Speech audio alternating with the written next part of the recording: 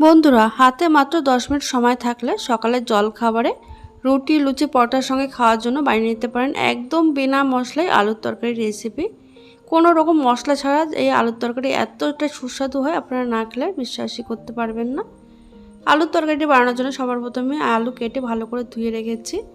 তারপরে রান্নার জন্য দেখুন কড়াইতে দিয়ে দিলাম একদম কম তেল, এখানে দিয়েছি 1 চামচ সরষের তেল। তেলের মধ্যে দিয়ে দিলাম হাফ চামচ মতো পাঁচফোড়ন আর একটা শুকনো লঙ্কা। গ্যাসের আঁচ লোতে রেখে এর মধ্যে দিয়ে দিচ্ছি আমি হাফ চামচ মতো থেতো করা আদা আর কাঁচা লঙ্কা।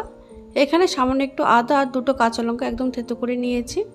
তারপরে লো আঁচে হালকা একটু ভেজে নেওয়ার পর এর মধ্যে দিয়ে দেবো কেটে রাখা আলু। এখানে আমি দুটো মিডিয়াম সাইজের আলু খোসাটা ছাড়িয়ে এরকম ছোটো ছোটো টুকরো করে কেটে নিয়েছি। লো টু মিডিয়াম আছে আলুগুলো 1 থেকে 2 মিনিট ভালো করে ভেজে নিচ্ছে আগে।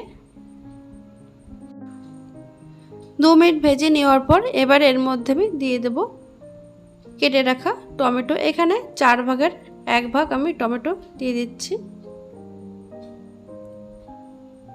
তারপরে দিয়ে দেব স্বাদ মতো নুন আর দিয়ে দেব সামান্য পরিমাণে হলুদ।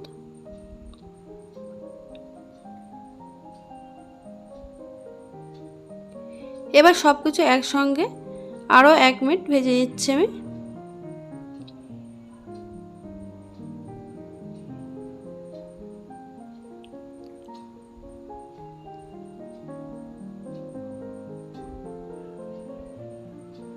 আলুগুলো ভাজতে ভাজতে টমেটো এদিকে নরম হয়ে গেছে। এবার এর মধ্যে দিয়ে দিচ্ছি বেশ খানিকটা জল। গ্যাসের আঁচ মিডিয়াম টু হাই করে দিয়েছি। তারপরে দিয়ে দিলাম এখানে আমি 1.5 বাটি জল, যেহেতু আলুটা সিদ্ধ হতে একটু সময় লাগবে। জল দেওয়ার পর খুব ভালো করে মিশিয়ে নিয়েছি। ঝোলটা যখন ফুটতে শুরু করবে তখন আর একটু নাড়াচাড়া করে এবার ঢাকা দিয়ে গ্যাসের আঁচ মিডিয়ামে রেখে 2 থেকে 3 মিনিট রেখে দেবো এইভাবে। এদিকে আলু সিদ্ধ হতে হতে অন্যদিকে আমি একটা স্পেশাল ভাজা মশলা রেডি করে নিচ্ছি, যার জন্য এই আলুর তরকারির স্বাদ দ্বিগুণ বেড়ে যাবে। তার জন্য দেখুন গ্যাসে একটা তরকা প্যান নিয়েছি। প্যানের মধ্যে দিয়ে দিলাম একটা শুকনো লঙ্কা, ছোটো দুটো তেজপাতা।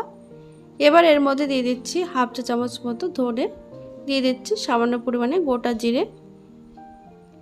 এবার দিয়ে দিচ্ছি খুবই সামান্য মৌরি। মৌরির পরিমাণটা এখানে কম দিতে হবে। গ্যাসের আঁচ লোতে রেখে মশলাটা খুব ভালো করে ভেজে নেব। দেখুন এখানে মশলাটা ভাজতে ভাজতে কালারটা পুরোপুরি চেঞ্জ হয়ে গেছে আর এর থেকে খুব সুন্দর একটা গন্ধও বের হচ্ছে।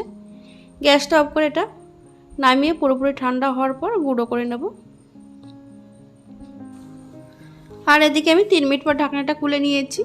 দেখে নেব আলুটা কতটা নরম হয়েছে।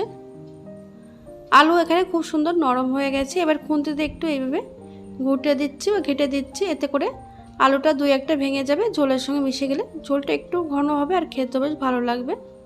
তবে ঝোল এখানে খুব বেশি শুকিয়ে ফেলবেন না। এই সময় আপনারা নুনটা একটু চেখে দেখবেন। এর মধ্যে আমি চিনি ব্যবহার করব না।